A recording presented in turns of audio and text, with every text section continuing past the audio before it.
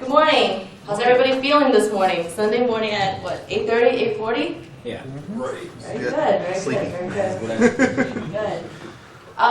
Just a show of hands. I always like to ask to know my audience. Who here are developers? I asked this question already. Developers. You swim, live in Java, huh?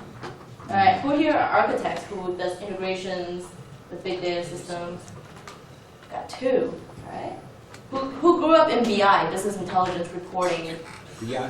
Yeah, business intelligence. BI. Okay. Now, who here are from business functional area? Yeah. One. Two. Got it. All right. So today I'm here talking about data warehouse and big data analytics. I know yesterday you guys learned a lot about the technical aspects. You got your hands dirty. I think it was Hornworks, right? The Hornworks. And I'm here to kind of connect the dots. Why is it, that we got some developers, architects, connect the dots. Why are we all doing all this? So a little background about me. I started off developing in C, C++, Java. It took me, 2 hours to develop and a whole day to debug. I wasn't the best developer. And then I got into the business intelligence world. I led the practice in IBM for business objects for years before I started this company called ATCG Solutions. The last 3 years, we realized, ERP data is not enough for a company to be operating in the world of so much data floating around, social media data, machine data, etc. So, last 3 years, our company's been swim, live, breathe in big data, implementing projects around tech systems, basically. So, today's agenda, benefit of big data analytics. A show of hands, does everybody know what's the difference between Hadoop, NoSQL, and all the other tools? Does everybody know? You guys all know? Yes? No? When you say all the other tools. I will go into that. I'm here to connect all your dots and answer Isn't that an infinite? most of the question. That is an infinite kind of a loop. Big data challenges, why it fails. I know a lot of you guys are developers, you should care why it fails. A lot of time, you create this big tool, and your manager will say, hey, guess what? No budget left. You're done. You're halfway done. Case studies, success stories. I can tell you, in the last 3 years, 90 to 95% of big data projects fails. Why? But there are some success stories. Best practice engagement model, this is more for implementations, less for development. And then a little bit about us. And into too much detail. What's big data? What's the benefit of big data analytics? Let's keep it simple. Why? We increase revenue. You know what? Hold on to this. It's kind of, I don't want it to sound so much echo. I'll turn it down a little bit. Can you turn it down a little bit? Yeah. Okay. The last time. I'm loud. I think people can hear me. Increase revenue, reduce costs, or mitigate risk. Hello? Is that better? Increase revenue, reduce costs, or mitigate risk. Too much. Turn it Sound on. check. Go ahead and pin it on and then Hello? talk and I'll get you there. Okay. Let's see that.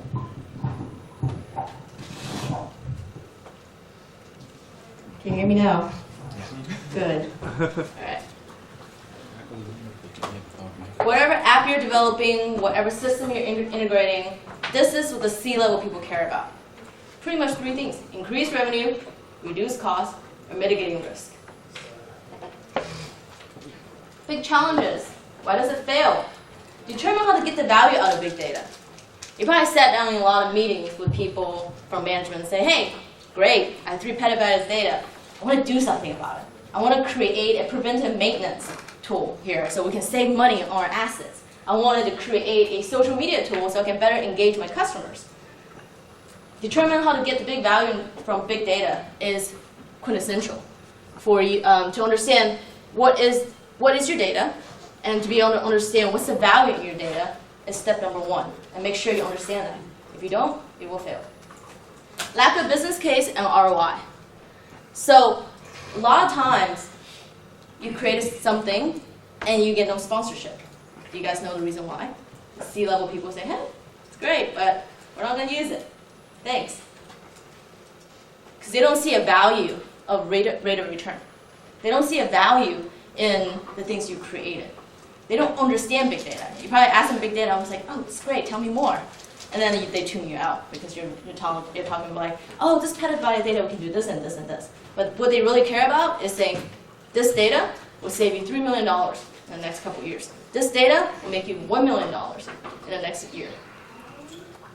The next thing is determine tools and resources. This is why I asked you a question. Do you know the difference between NoSQL and Hadoop? Do you know the difference between the SAP big data solution versus the Oracle big data solution? Do you understand how to integrate everything together? Something I'll go through. In the beginning of my slides, it's a lot more functional stuff, but we'll get to technical stuff. So one of the things I like to tell stories. One of the stories I like to tell is big data and getting it right is the GM story back in the 90s. So GM lost a lot of its market share to Toyota in the early 90s. And so the GM executives went to Japan and went to the plants. One of the questions was, why don't you guys have somebody in the assembly line, pushing down the seals on the car so it closed closed correctly without any issues? And the answer that they gave them is, oh, we took care of that in the design stage. We didn't have to do it at the end of the assembly line. So whenever you're doing a big data project, you got to make sure you understand what the value of the data, you understand your business case, you understand what tool and strategy you're going to use ahead of time. A lot like make sure you understand what your strategy, what you're getting yourself into. Determine the value of big data. I borrowed this slide from Datamir. Is anybody familiar with Datamir? One. Who? Datamir. Datamir. Oh, got it. Datamir. This is the t-shirt. It's very nice, very nice. It's an ETL tool. I believe Stefan, the CEO, he came from Yahoo. He's very, very knowledgeable. One of the better tools out there, actually. The biggest challenge is data complexity. We were at a utility company 3 years ago. They had 3 million records a month. As of today, 3 million records a day.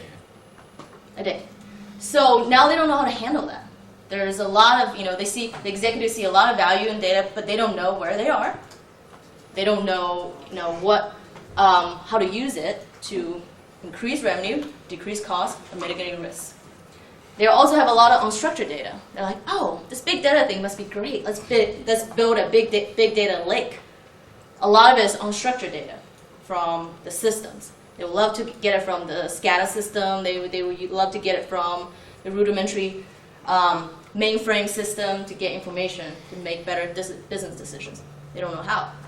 If you start talking about pig, you start talking about all the Uzi, these guys are not going to listen.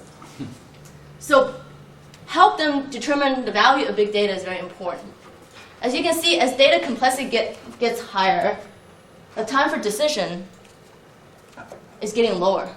This is the current marketplace. As data grow more, the people's patience for getting the decision is getting lower and lower because social media, because everything is moving at a faster pace these days. So this has a problem. This causes a problem, a gap, to get your value. This causes a gap for every day. You guys have this issue, right? With more data complexity and the time for decisions lower, you guys are the guys who has to be in the middle and explaining everything. And the next thing is business case. I think I talked about this a little bit on CIE because this is what we do. We help customer determine business case. Even if you develop something, if you don't have the correct business case to start with, there's always an issue. So number one is behavior tracking. Behavior tracking, one of our customers, it's a chain, a national chain. They want to determine by the way they walk in front of a presentation. Let's, for example, all of you guys, walk in front of a... Electronic gadget? Not electronic, more like makeup. Makeup? So you walk in front of makeup, and where you position your eyes, they actually have real-time promotions for these kind of activities. So behavior tracking. How do we determine that data? Through sensory data. They actually had cameras set up in the room, and by the way that you where your eye movement is and how far you stand in front of the presentation and not the presentation, sorry, the display, and how long you stay there. They're going to determine how they're going to push out the promotions. It's all big data, petabytes of data, actually. They don't store that data, but it's real time and they need it. That kind of engine behind it. Enhancement awareness. This is actually not our customer, but in Europe, one of the case study was whenever somebody hears a gunfire, there is sensoring set in place. So when they hear a gunfire, they can have real-time police react to it. So that's big data. This is actually in China. If you hear, in China, if there is something called a smart city, they build a city from ground up. And whenever you if you hear a loud noise or something's abnormal, the police will react to it within 24 hours. Depends on how urgent it is. If it's a gunfire, they'll react to it within 30 minutes. So we've seen this kind of case study. Sensory drive analytics. One of the things that is very prevalent using this case study business case is in the oil and gas industry. So in the oil and gas industry, we had a customer who placed sensors in the ground and then to better guide the drilling, so to increase efficiency. Another one was a pulp factory that by monitoring the temperature and the way that the kiln tilts, they increased their productivity by 5%. But these are all big data. These are all business cases, and I'll get into more of the technical side. Resource consumption. Manufacturing companies. We worked with a manufacturing company. They had no idea how much resource that they're consuming. They have an idea, they have a prediction, but it's not real time, right? They don't have an idea where, for example, because a certain temperature is out of range, they're wasting product. So they put these sensors in and be able to get data real time. To be able to say, okay, within 90 to 120 degrees is within normal. We're wasting about 3%. But if we can make that window a little bit smaller, we're wasting about 1%. So at the end, they actually increased their productivity about 12% over a year. So that was our case study. The next one is ROI result summary. So, like I said, you need to have your case study. You need to have your you need to have your ROI to get your attention from your executives. A lot of things I want to educate you guys on is net present value, ROI, IRR. Is anybody ever in charge of doing this? Or are you guys just developers? You are in charge of doing this. I'm in charge. Okay. Because the first thing executives ask you is like, why? What am I going to get out of it? How am I going to present to the board and get it passed? Right? So they care about what is net present value. So they care about how many years it takes for you to get your money back and what kind of benefit it gets. This is pretty standard. Has anybody done an ROI calculator for projects? Okay. All right. That's when I was playing these games, that was the problem. Us engineers, we'd look at those numbers and they were just a bunch of numbers. We could never justify it to our managers we could never develop those numbers at the company I worked at. Okay, I'll dig a little bit deeper into this then. Is everybody interested in that as engineers? Yes. That's a big thing. Yeah, because nobody understands big data, and our calculator for big data is a little hard. So basically, what happens is this is how we usually engage in our project. We will say, okay, what's your top 10 initiatives? And then we have 3 different criteria. One is how hard it is to implement, is it urgent, and is it important? And these are the 3 KPIs we measure. And then by that, we choose the top 3. And then we do an ROI calculator based on the top 3 initiatives that we come up with. And then we say, okay, what are the potential cost savings? So let me give you an example. Smart meters, meter tampering. Meter tampering in Dallas, Texas costs a utility company about $3 million a year. And that become one of their top initiatives. when it comes to big data.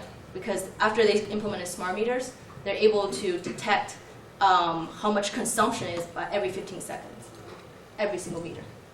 So that was, we did an ROI calculator with them on a big data initiatives. And I can't give you the numbers on how much we come up with, but that was a big win.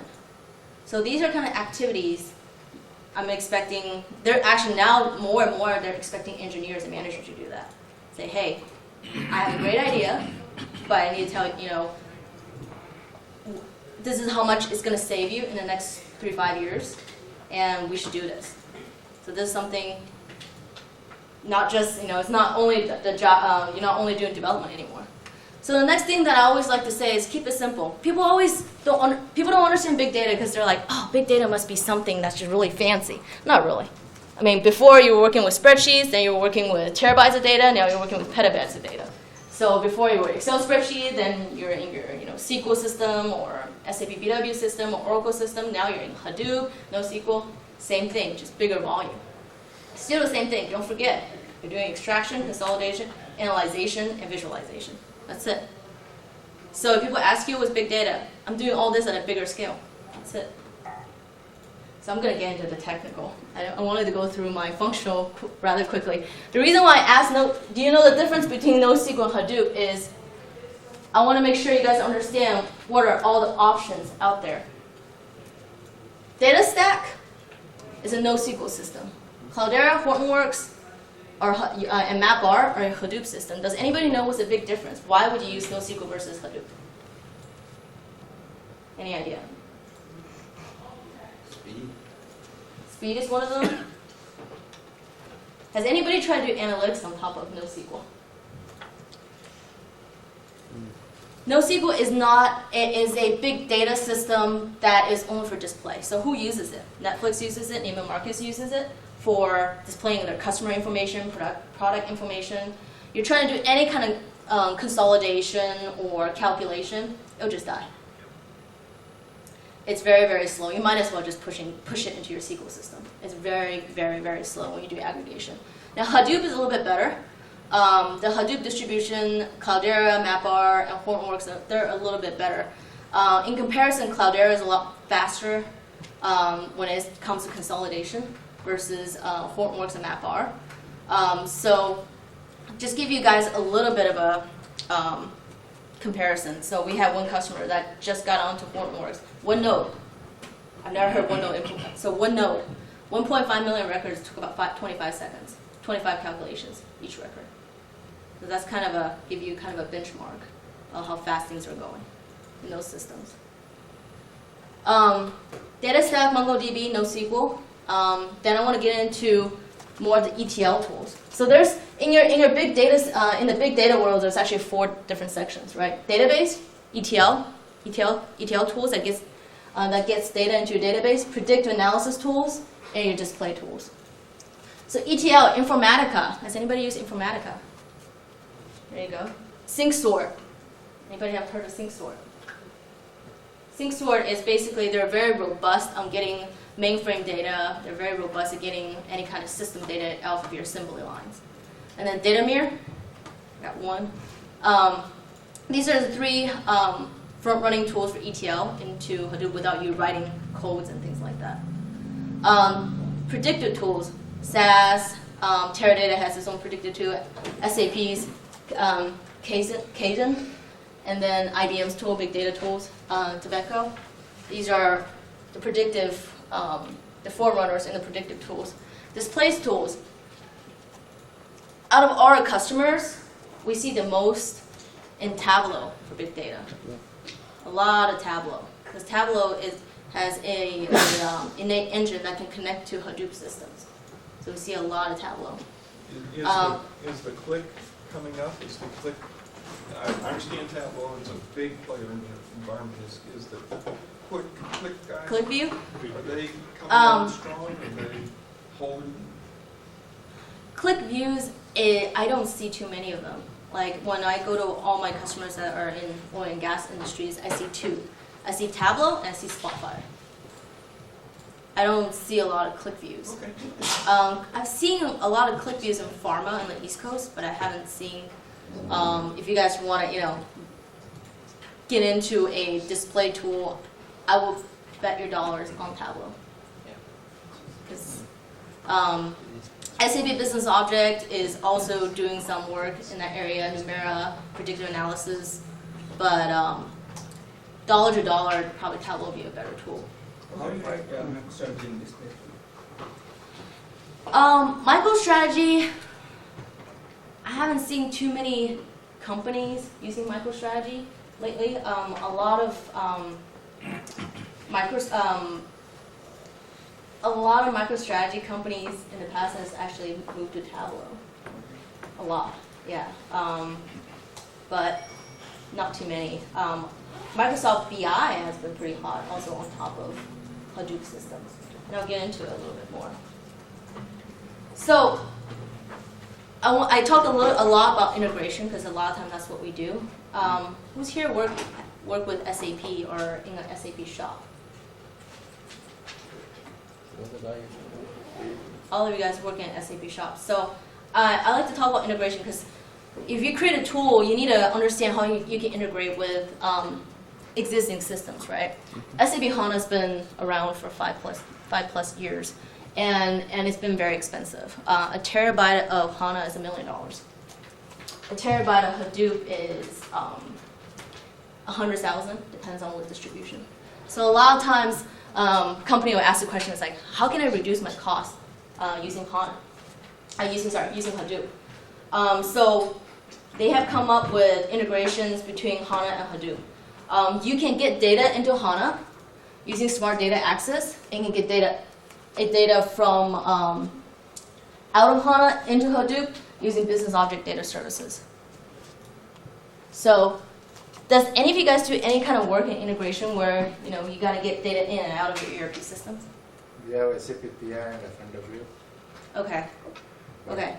So I can give you guys a couple examples. We have a customer that spent $3.5 million on HANA, and they have about 4 terabytes of space. And as they grow year over year, they can't continue buying HANA at that price. So what they've done is they put their year 1 through 3 in HANA, and they put year 4 to 7 in Hadoop. So what they call a hot storage and cold storage. So that's one of the case studies that's pretty common. A lot of customers are doing this. And they use Smart Data Access and what they call virtual providers, so to access data that way. So another one that we've seen is Hadoop does very well with unstructured data. One of the things that one of our customer, who's a consumer product customer, they wanted to get social sentiment, and they don't want to spend $1 million on pre-existing tools. Adobe has a tool that's pretty robust for it. They wanted to build their own. So what they've done is they use Hortonworks and they use Data Mirror on top of it, and got data from Twitter, Facebook, Amazon, and a couple other systems, and combine it with their current ERP system and predicted the production planning. That's one of the KPIs that they use for production planning. So you're saying they built their own versus using one of the providers of some of that sentiment data? I mean, there's people that'll do that, Right. provide you a feed of whatever you define to Right. be sentiment. Right. They built their own. They built their own. They're very much into. They want to make sure all the data stores in their data center. So they built their own. They took data from all the social media website. They built their own library. Say, okay, is this anger, happy, sad, and then they combine it with ERP data and to predict production planning. Question? Yeah. Aren't the prior versions of SAP like ECC 4.6 or 4.6, can't they be compatible with HDP? Do we need to upgrade to HANA because that loses a proposition? So you're saying SAP ECC 4.6 doing what? Yeah, ECC 6, like right now our archival is a very big problem. Mm-hmm. So we are looking at one of the cheapest ways is probably how do we get it onto, engage it onto Hortonworks or anything of the HDFS. Okay. SAP is telling us to upgrade to HANA. for us to get to Hortonworks. What's your database in the backend? Couple of terabytes. Basically, we have a couple of ERP systems from SAP and then SAP BO. Okay. We want to move that cold data to, in a better Hadoop. place. Right. So our archival is probably around $1 million. Okay. So we are looking at a cheaper way, but when we went to SAP, they said, upgrade to HANA.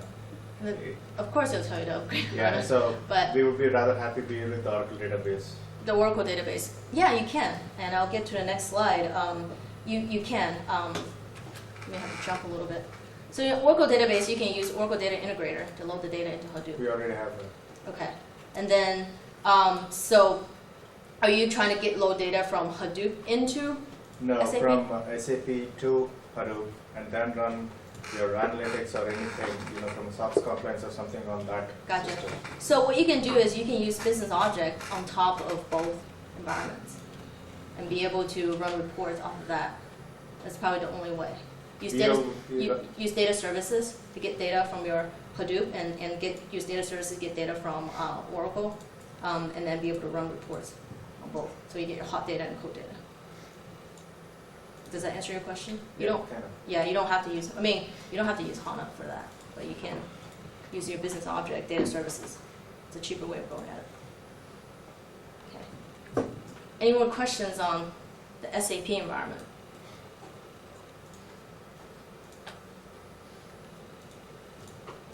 Okay.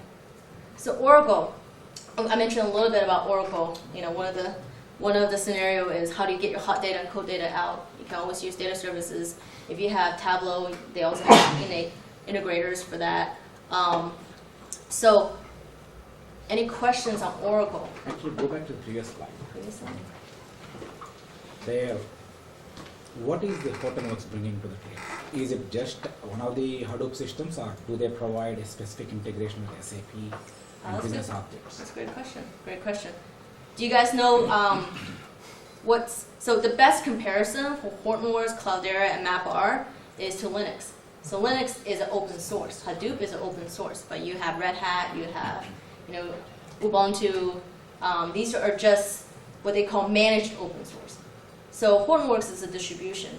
They pride themselves in everything's open source, but you pay a fee for more of the maintaining of the system.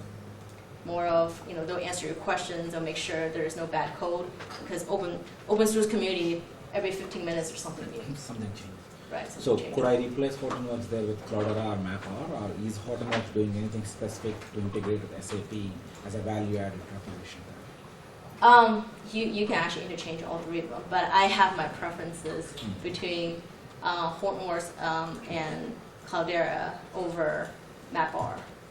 But that's individual preferences. And to go back much earlier, you also said Cloudera performs better. How? Under the cover, they all are the Hadoop kernel, right? Right, so right.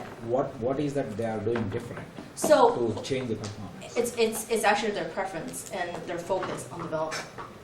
When you're doing reporting, Impala, the Cloudera actually react a lot faster than Hortonworks, because Hortonworks, the Impala engine is they put a lot more work in how to index everything using the Impala engine versus Hortonworks that they didn't focus on that. They focused on more being a database.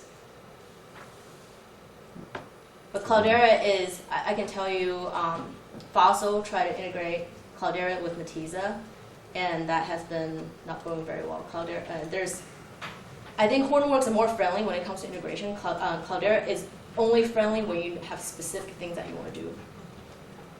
So, any other questions on SAP? Yes, sir. Not accessible. Exadata, like they're using for data warehouse, right? Right, extra data. So is it like Hadoop, or is it something that? Good question. Extra data I wouldn't compare to Hadoop. Extra data I would compare to HANA. So Baker Hughes is using extra data, and then they put Spotfire and Business Object on top of it. They use it at like HANA as HANA Enterprise as like a real-time database. So I don't have a slide. I usually have a slide of what's the difference between HANA, Hadoop, and your regular RDBM. One difference is I would really like Exadata to is see that. in memory, but not in memory database. HANA is purely an in-memory columnar database. Exadata puts everything onto it's high-speed database on steroids. Exadata. It's different. Like HANA and Exadata, they spend a lot of money on real-time read and write. Hadoop, they spend a lot of money. They're more focused, and the most use cases on read, less on write. And then NoSQL is pretty much read. Forget about writing. It's way too slow. But in any given enterprise, right, if you are having mainly driven by the RDBMS system for all the transactional systems, Right. and then over the period of time, you shift the data to data warehouse Right. into a given platform, Right. and then on top of it, we run the analytics or reports or anything. Right. Now, is it a redundancy of the different products, or is it something that over a period of time, right, when you earlier covered that ROI from Right. time to time, Right. So how do you position? Is it the industry driven, or is it something that enterprise would look at certain benefits of doing it, like in terms of the dollar versus the time it takes to get the reports? Okay. You're never going to justify saying, hey, you can get report faster by moving to Hadoop, because they don't care. That's their Yeah. job. They don't care that developers stay up all night to get the data. It's usually you have to have a business case such as, okay, we have unstructured data in certain systems. We have unstructured data in social media. We have unstructured data in, one of the example is one of the customers that we have, they have a black box in their private airplanes, and they actually rent out these airplanes. And they were able to get the data based on torque. They charge people not based on hour anymore. They charge people based on how you drive the airplane, how far you drive it, how much torque is, how much you're banking, and these things like that. So therefore, they can better predict what's going to break and kind of mitigate the risk of airplane breakage. That's a surprising charge. So you got to be like something that's more on making the money, increasing revenue, decrease cost, or mitigating risk. So if you're telling me, oh, okay, if you're going to go up to a manager and say, hey, now instead of you're going to wait 2 minutes for your report, you're going to wait 30 seconds. That might not be enough for something what we call disruptive technology. You probably won't be able to convince them about it. But I guess the system was not geared just for that. It's from dollar-to-dollar saving from a traditional way of implementing an ERP system versus a modern way. So if you do a cost-to-cost, apples-to-apples, to build a database, you need infrastructure, you need storage, you need compute, you need your DBA time, everything. All this when you compute versus what Oracle Engineered System offers versus the speed, that's what makes a difference. But that's not gathered for the Hadoop market. It's gathered more for the RDBMS market. So we can't compare Exadata with big data. It's purely RDBMS. There is another use case. They move out of SQL to NoSQL data to have faster interactions on the web. So when people are in Neiman Marcus and they're clicking on the product, they're not going to wait 5 seconds to get your information. So that for dollar to dollar for speed, that was a use case. But for traditional ERP system, internal usage, there's just not a lot of justification is kind of hard. Any other questions before I move on? Very good slide. Any other questions? Choose your architecture. Does everybody... So I want to kind of go into this slide to tell you how everything's integrated. So I mentioned, right, you can get your sentiment data, you can get your geolocation data, you can get your sensor data, you can using either data mirror, using sync store, using, if you really want to write your script, you can do that to get the data into either Hortonworks or Cloudera, etc.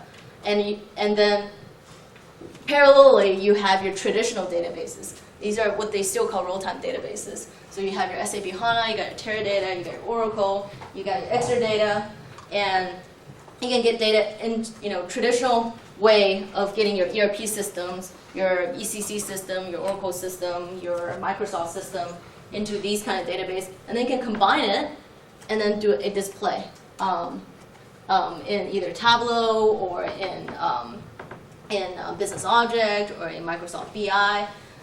These kind of integrations. I want to open up this floor because I'm not sure what system you guys have. Do you have specific questions on integrations?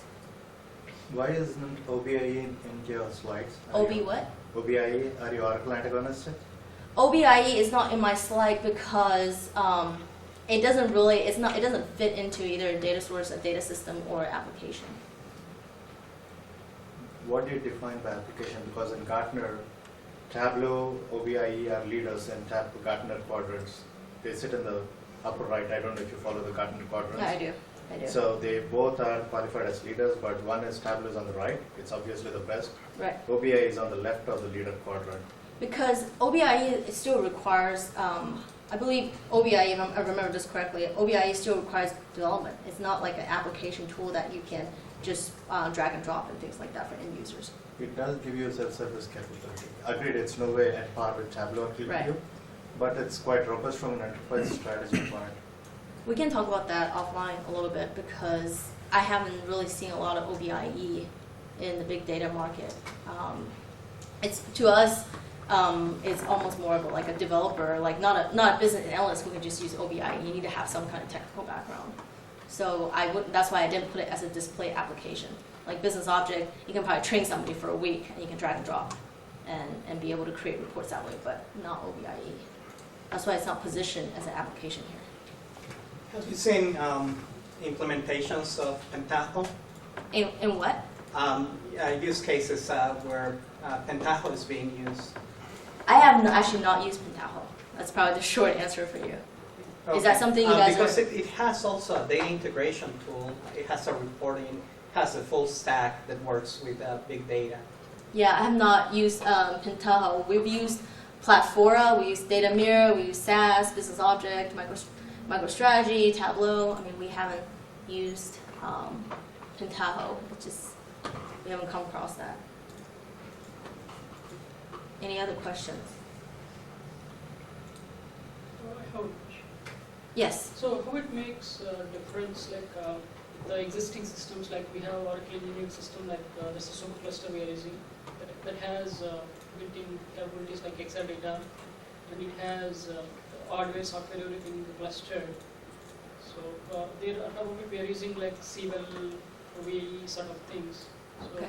how it makes compared to Hadoop, like we have everything in the same box or same, integrated one. So Okay. will it make any business difference, like moving to Hadoop or? And what kind of data is in your extra data? Is that the main database? It's No. mainly, we have both OLTP and OLAP. Okay. So it process both of them. No, but Exadata is only for structured data, Right. not unstructured. Hadoop is unstructured data. Yeah. But I'm trying to understand, are you trying to get more different type of data into the system, or are you trying to say, okay, maybe if we migrate from our current environment to Hadoop, maybe there's money savings? What business case are you really looking for? It's basically, it's not having multiple integrations with different file structures like that. It is using a traditional RDBMS thing, Okay. and we have very less integrations, or we don't have multiple integrations where we have different types of data like that, Okay. unstructured like that. So the main question I was asking is, like, we are having OBIE, here also we are having multiple tools like for DW, Okay. database, so it makes we need to really consider considering the existing integrated system, right, to see any tools that will improve or that will reduce the cost like that. Okay, and your main database is Oracle, Oracle. etc. Okay, so you could, like I said, right, you could have a hot and cold storage. That's probably the easiest, lowest hanging fruit. If you want more data and you want to grab data from different systems, the biggest difference between an Oracle database and a Hadoop database is whether or not you can capture the unstructured data. I don't know what industry you're in, whether it's machine data or you're in consumer, you need social media data, or what industry you're in. Oh, it's basically airline industry. Okay. It has it is basically CRM-based applications. Okay, gotcha. Are you guys looking for things like weather data, information like that? No, not like that. I mean, we're just looking at what are the options or what are the things really to consider, whether we need to really look at other areas, right? I mean, other than the existing Oracle systems. Okay, from a technical perspective, you're kind of looking at whether or not you can do a change in database to reduce costs, pretty much. Okay, so if you have an Oracle database, we're seeing this happening where they take partials, they take year 1 to 3 or 1 to 2 in Oracle and then put the rest of it in Hadoop. And what's your presentation layer? It's for BA, it's OBAE. OBAE. And for CRM, we have different like SQL application. Okay, you can build a connector over both of them, or we can or use a middle metadata layer. It depends. We can take a look at your architecture and Use ODI because that can cover the newest release integrates to all the big data Yeah. systems. Because if you have such a massive infrastructure, adding additional component is far less cheaper than reinventing this whole wheel. And since you have such high-powered systems that are far, far superior, they really run on steroids, all those things. If you're doing a benchmark analysis from TPC, use ODI, the newest release, has the capability to connect to multiple heterogeneous systems, like even the big data systems. So as of today, we are using Informatica, and we are still on 10G. So probably That's the ETL tool you're 11G using, will right? help. I think we have more today and Yeah, the ODI has an ELT capability. It's different from Informatica. Informatica is ETL, ODI is ELT, but then it has all the big data adapters, so it can kind of connect to all the different heterogeneous systems that you've been targeting. Right, but how it will help for SQL side? For OLAP side, we can use the SQL is a CRM system, right? Right. So why would you need to connect to heterogeneous systems? To read the data? No, it's not like I'm asking only from ODI perspective. Like we have the engineering system, right? if you guys don't mind, we can take this Take it conversation offline. between you two, And- you can resolve it. Another one I wanted to mention is choose your architecture. Datamirror, and if for you guys who are not familiar with Datamirror, we're actually a big proponent for Datamirror because if you haven't seen it, it's very easy to use. You no longer have to write any kind of code. You can get data from almost any system, and using their modeling tool looks very much like an Excel spreadsheet. So you're able to get data from your machine data, social media data, your traditional RDBMS system. You can get from weblogs. A lot of time, one of the biggest use case here is security. We have a lot of customers that's using Datamirror to get information like from network security. So one of our customers actually got 6 million pings from pings and attacks each year, and they're able to analyze where they come from and be able to block them at a faster, a more efficient way. So Were they using Datamirror for that? they're using Datamirror for getting the data into Hadoop without having the need to write all the customer scripting. And Tableau sits innately with Datamirror. So I don't know if you guys run into a lot of issues when you can't find the resources to write the scripts, and Datamirror will be one of the tools that can help you guys with that. Any questions? No questions? Just about a little bit about us. I have a question. Yes, sir. If you go back to that slide, so most of what's been presented, well, maybe that's not even true. Large part of what's been presented has been open source freeware or lightly priced, prepackaged stuff like Horton. I know Tableau is off the charts expensive. $1,500 per license. Yeah, it's insane. But it's popular. It's that good. Yeah. As you're going through this stuff and you're mentioning choose architecture and whatever, you're not really mentioning much about cost. Are you finding that people are willing to pay for the best solution without a compromise for cost? Because I can see different ways where you could, just even on just Tableau, Yeah. as your front-end tool for viewing your stuff, you could save $1 million depending That's on correct. the deployment for that, just in that one decision. So can you mention a little bit as you go along that, hey, a lot of people use Tableau, but you probably won't start now because it's crazy. Like Datamirror, I have no idea. Is that open source? Is that payware? Datamirror is not open source, and I can go over a little bit about Just that. as you go along, mention, Sure. like this is expensive or? I this can is tell you. free? Yeah. So Tableau, Spotfire, and Business Object Numera, they all are in the same competition zone. They're $1,500 a license. They're $1,500 license. What's the big difference is Tableau is why a lot of my oil and gas customers uses that Tableau and Spotfire is because they have geologic. They have a lot of widget that's geological friendly and geotagging friendly. Why a lot of my big data customers use Tableau is because Tableau Enterprise has a metadata layer that actually help you with the aggregation calculation and things like that, where Spotfire and Business Object don't have that. For data stacks and for MongoDB, it's a little bit cheaper. 1 terabyte, I believe, is, don't quote me on this because it's different by different customer, is about $20,000 to $25,000 a terabyte. For any of the Hadoop distributions, Hortonworks is about 100,000 a terabyte. Cloudera is about like 120,000 a Is terabyte. that that's their support licensing Their model? support license fee. Okay. Yeah, it's not. Because the stuff's free. The stuff is. Maybe Well, it's worth expensive. It's not. Keeping it I wouldn't worth say free. It's more like. Would you say Red Hat You is still free? need the hardware. Red Hat is not free. Yeah, right? but nobody buys Red Hat except to get the license. Right, But exactly. I would actually download Hortonworks just to get the prepackaged virtual machine You- and start running with it without Exactly. calling them to say how much. You know, I would never do that with Red Hat. I would just download They- Cent or something else. Right, but for production environment, that's how much they're charging I got it. for Cloudera and Hortonworks. MapR, it's similar, but they're all over the map. They give a lot of discounts, so it's really hard to put my finger on what kind of pricing you would get. I've seen customers going from HANA.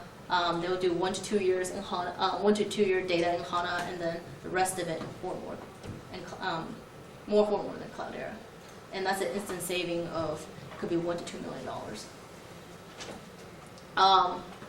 I'm not too sure the dollar structure for Exadata and Oracle's, but HANA is 1 terabyte of HANA as a database is $1 million. 1 terabyte of HANA Enterprise is 1.5 to 1.75 million. So if you're in a customer that has that kind of use case, it's instant saving $1 million. Yeah, you don't go into HANA, you go out of HANA. You go out of HANA, right? One of our customers, he refused to get on HANA. The CIO refused to get on HANA because he asked the question: once you get on HANA, how do I get out of it? I'm stuck with this $2 to $3 million a year. How do I get out of it? Exactly. Right. So Hadoop has been answering some of those questions. Does anybody have any questions about pricing on some of these? That's a good question. This will change like on-premise versus cloud, right? Have you? That's what a lot of. This is my own humbling thought. Have you done the calculation on how much it actually costs? So let me give you an example. HANA is $1 million a terabyte. You can get some discount off of it, right? If you buy a couple terabytes. On the cloud, on cloud, I think it's $600,000 a year for a terabyte. Yeah, you save some money, but you're paying a subscription. So it's not like today you have a terabyte, tomorrow you're going to have a terabyte. You're actually going to continue to grow. So it's not necessarily cheaper. I can't get any of my customers to go on the cloud with SAP. So do that calculation year by year, because if you buy HANA system, the refresh rates might be 5 years, right? So you pay $1 million, and then in 5 years you need to refresh the system. But if you buy on the cloud, it's $600,000 per year. So that what does that equate to? It's $3 million in 5 years. And if you get a good enough partner, they'll give you 40% off. That's the lowest it'll ever go. But does anything come up, like any stack come up with the bonus free with the infrastructure when you're buying machines and So on the cloud, I believe Oracle and SAP, they both provide level 1 and 2 support, which means is your system's up, the hardware's up, and some of the network and security support, but everything else you basically have to do it. So it's not really a cost saving. They like for you to think that way, but I don't suggest that. If you're really going to go cloud, do it on your own system, or do it on AWS. Any other questions on costs? Any question on the usage of these tools? Could you explain a little bit more about why and when you would use NoSQL versus Hadoop? I think I understood a bit, but not very clear. If somebody else comes and asks me, can you distinguish which and when? I don't think I understand very well. Okay. So NoSQL versus Hadoop. Think about this. NoSQL is almost like a database behind a website. It's just a lot of read, not a lot of write, right? So you go on a website, let's say you go to Best Buy, and you want to pull up your account, and then you want to buy a big screen TV. So they use, you can migrate your system, the backend system to NoSQL, then the read is very fast. Hadoop, it's more like they're trying to replace your traditional database. It's not there yet. I can tell you 100% it's not there yet. It's still a little bit, there's still, Hadoop is good when you use a lot of data. If you're crunching maybe like a petabyte of data is great. When you're trying to crunch like a terabyte of data, actually sometimes it's slower than your traditional RDBMS database. So they're trying to replace that, and I see that's the way that they're going. Maybe in the next 3 years, we can comfortably say, okay, let's replace all of our SQL system with Hadoop, or let's move a lot of our HANA system into Hadoop. But right now it's not ready. But that's the direction they're going. So the use case is if you are not updating the data much, both systems are okay. More the NoSQL than Hadoop because that is faster. So It is if you lower just do amount it of data. simplest way, NoSQL is good for read. Hadoop, read and write. How about scalability? Do they perform same at the terabytes, petabytes, or gigabytes, or both suck at lower level? At NoSQL, I can't say because I've never experienced low volume. We just don't have that kind of use case. It's usually a customer will come to us and say, hey, I need to move my whole backend database for my website or for my portal into NoSQL database. And what size? A lot of it is banking. We work with a lot of bank using NoSQL. They want to put their customer information, mortgage information in there. And what size are we talking at that Petabytes. point? Petabytes. Petabytes of data. So we've never had experience with terabytes. I just never had that use case. So the regular RDBMSs were holding petabytes of data? They have segregated systems. We consolidated like 50 systems into one, Multiple systems. multiple systems, right? When you migrated from an RDBMS to NoSQL, your applications, your web applications would need a rewrite, right? Right. So will they'll break, right? So you want to be in a position rewriting it, right? For RDBM, So not The instrument, not access. understanding. so the thing is today you use ANSI SQL. Okay. With NoSQL, when you move your data from RDBMSs to NoSQL, the ANSI SQL no longer works. Right. So you have to write Your in, access. in that proprietary, because if you see HBase, their language is different. Right. If you see this, so Absolutely.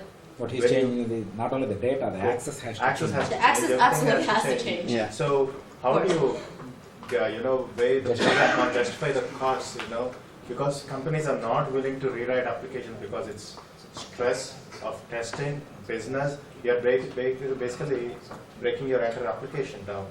So how do you justify the costs in that case?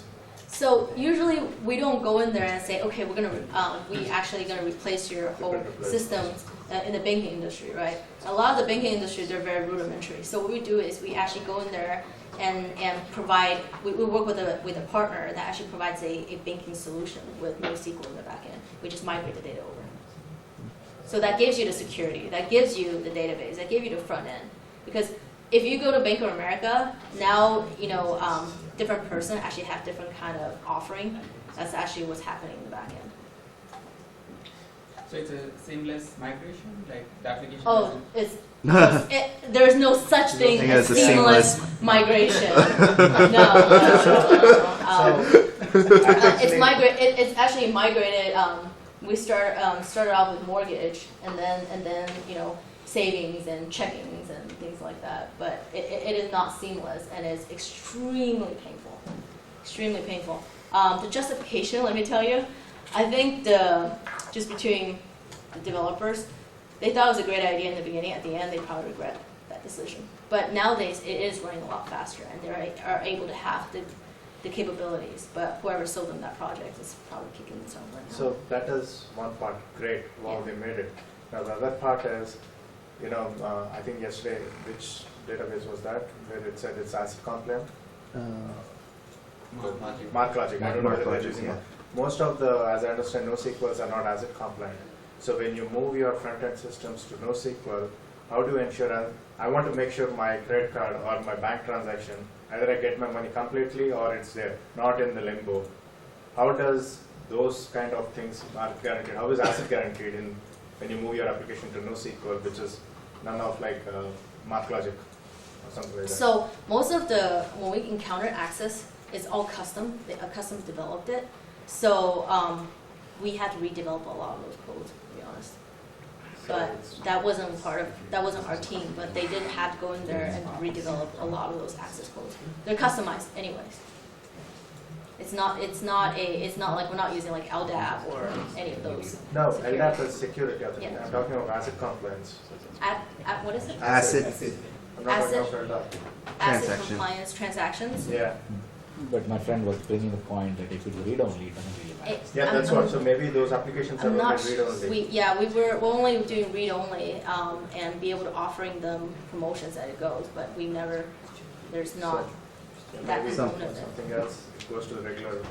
Yeah, RDP. we didn't even migrate that far. Again, probably. Actually, MarkLogic was the only one that Yeah, I that's actually what have the- heard of. as Yeah, a concept. we've never done anything in that area. So, does that answer your question about the difference between NoSQL and Hadoop, at least? Okay. And to confuse us more, those people who are testing the waters of coming into the area, they say, okay, Hadoop it not only can deal with HDFS, but also can deal with Cassandra, Kairos, Mongo. Mhm. Is it used as a storage? Or, those kind of clarifications.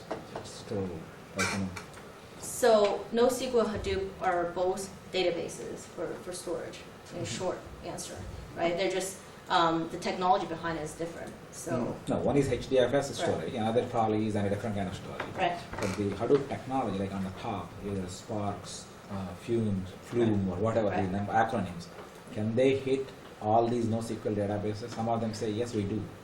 I don't know what and where and how. I'm never seeing anybody, they either have NoSQL or they have Hadoop. I'm never seeing One or the say, other? Hadoop hitting NoSQL databases. It's, if you know, educate me, because I've never seen it that way. A Hadoop hitting a NoSQL database. So Yes, sir. how do you make your justification going back to your original first tech with numbers? Big data is awesome, amazing, no doubt about that. Justifying this to an enterprise from a security, governance, strategy, data, I simply still see this, it's wow, it's open source, but then when you start getting the numbers, it doesn't seem to be as easy. It's not a, it seems to be anywhere between 1 to 3 year or a 5 year task. That's, you remember I said 95% of the project that I've seen fail? When I say fail, I mean, my definition of fail is it never went to production, I never got out of POC, it never went to production, or it went to production within a year, they ripped it out. So basically, there's two scenarios I've seen successfully. One is replacing the database, like I was mentioning, HANA or the Oracle database, they replace hot and cold data. The other one is they run it side by side. So when they have structured data in the ERP system and they have the unstructured data in Hadoop, and they're able to consolidate it on the presentation layer and be able to have more data access. Only two cases that I've seen that's gone to production sticked. But the value of the first one that you said, where they replaced the HANA or the Oracle, was purely a cost basis, trying to save that money, We've reduce done a lot that of that. ongoing cost. Yeah. And the other one was a data access and therefore Yeah, more exactly. value derived from those, if you will, hot and cold data stores. Right, the first one is to save money, the second one is to make money. So, But if I see your numbers, what you said 25,000 for TB. With my rack database, if I scale up to 500 GB, I'm running the numbers probably around $80,000 with a rack. And Okay. it's a newest version, so, but it doesn't solve the unstructured mystery. But from an apples to apples perspective, I'm kind Then of it won't still make at the sense. same level. yeah, it there- won't make sense to you. I think, I'm sorry, I'm Go ahead. diving in here. Yeah, are we running out of time? We're running out of time, Yeah. yeah. But I think you would buy that there's, just, if you've got a regular database, Oracle database, HANA database, there's no reason just to rip it out and throw it away Right. unless you want cost. I mean, if it already works, just ride it until it There are dies, plenty of until the companies next who cycle. don't care.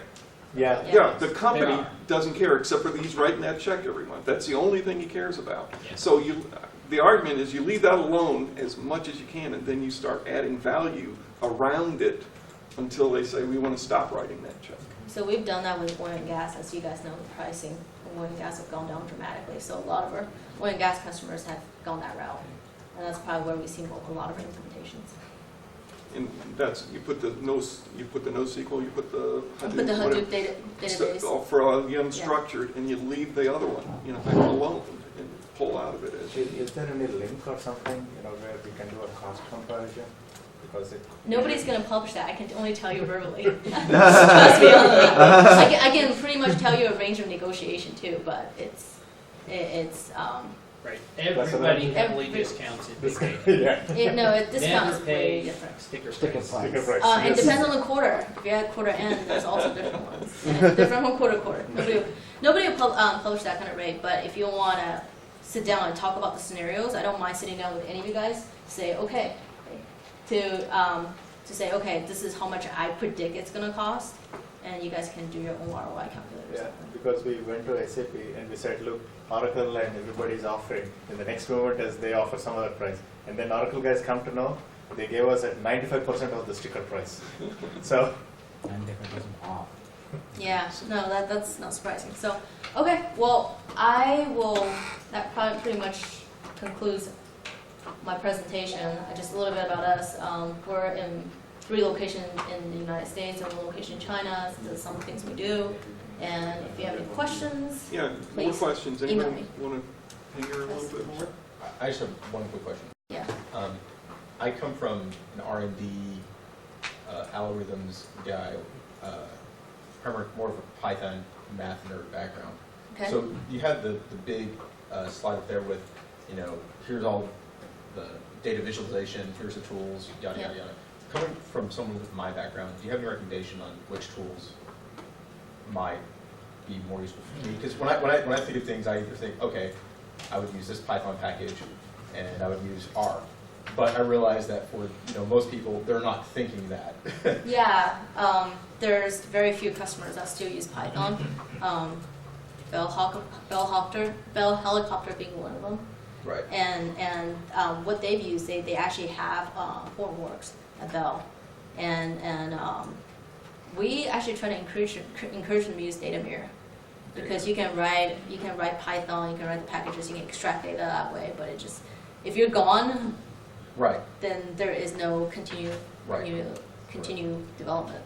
So that's why we push so hard for tools like Informatica, ThinkStore, Data Mirror, and tools like that. So if you were gonna go somewhere in the big data area, that's what I would suggest: Data Mirror or Cloudera. Yeah. So, anyways, this is my information. I walking into this conference, I wasn't sure it was going to be more technical, functional, or developer. So if you have any specific questions on any of the deck I've covered, please email info@atcgsolutions.com.